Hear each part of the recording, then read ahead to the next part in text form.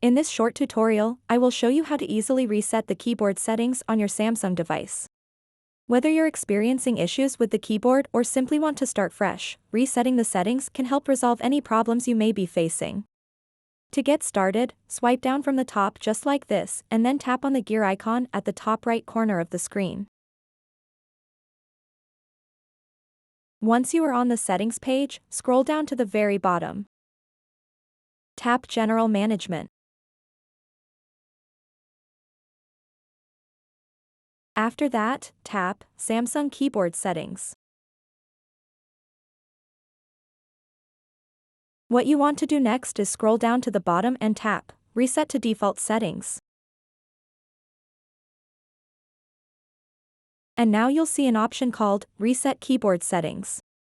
Go ahead and tap on that. And then tap Reset to confirm it. Now you've successfully reset the keyboard settings on your Samsung device. So that wraps up this tutorial.